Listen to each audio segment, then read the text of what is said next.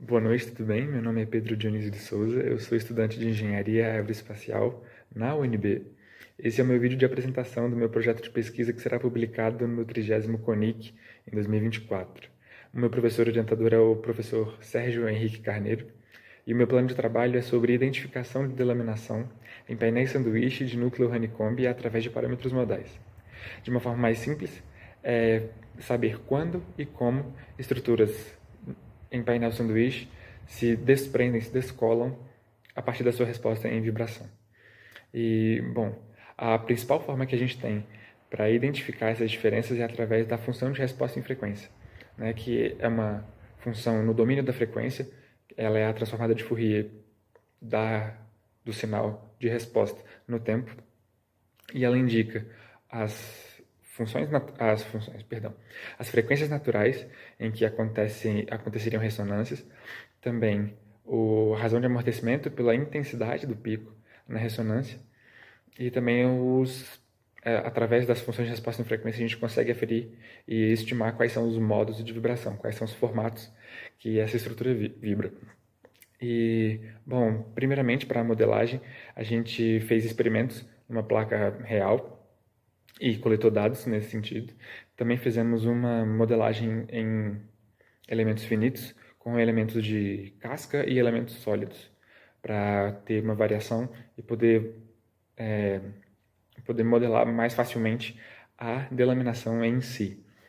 Primeiramente, a gente fez não só uma delaminação, mas antes de uma delaminação, a gente fez regiões da face da placa que apresentavam redução de resistência mecânica e, né, redução de módulo de elasticidade, e percebeu quais eram as influências disso na função de resposta em frequência, basicamente, né? E em todos os casos de redução de resistência, as frequências naturais abaixaram. Isso faz bastante sentido porque a resistência ela contribui diretamente com a frequência. Então, quando a gente diminui a resistência, é natural que se diminua as frequências naturais, né? Em sequência, a gente passou para delaminação em si, que é quando a perda de contato entre o núcleo e uma das lâminas da face. E a presença dessa delaminação faz com que apareçam modos locais de vibração, que não sejam da placa inteira, mas apenas daquela região que foi descolada, foi delaminada. E essa parte, ela apresenta modos que são únicos e que são em frequências intermediárias em relação às anteriores. Então, a função de resposta em frequência aparenta e apresenta muitos mais picos do que anteriormente, né? A gente está trabalhando numa faixa de 0 a 2.000 Hz, e o que antes se tratavam de apenas 5 ou 6 modos, passaram a quase 20, 30 modos. Então, os modos locais são realmente muito importantes.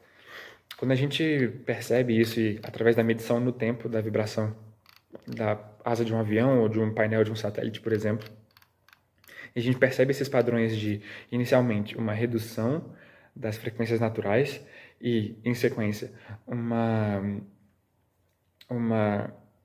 presença maior de outros picos, a gente consegue identificar uma delaminação durante o funcionamento da estrutura, né? Isso é muito importante para a garantia de integridade estrutural, porque a gente consegue prever quando ocorreria uma delaminação em estruturas desse tipo. Também vale lembrar que de acordo com os nossos resultados, as delaminações que são mais externas causam mais danos à estrutura, porque podem sofrer deformações muito maiores. Por fim,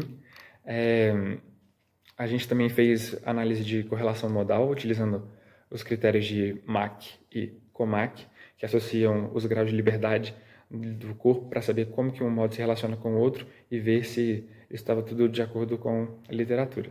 E também a gente concluiu que tudo isso que eu já falei, né, as frequências naturais reduzem, aumentam a quantidade de picos, e isso indica falta de integridade estrutural. Então é isso, muito obrigado, Deus abençoe vocês, e muito obrigado CNPq pelo apoio, pela bolsa, e isso colaborou muito positivamente com a minha pesquisa. Até mais.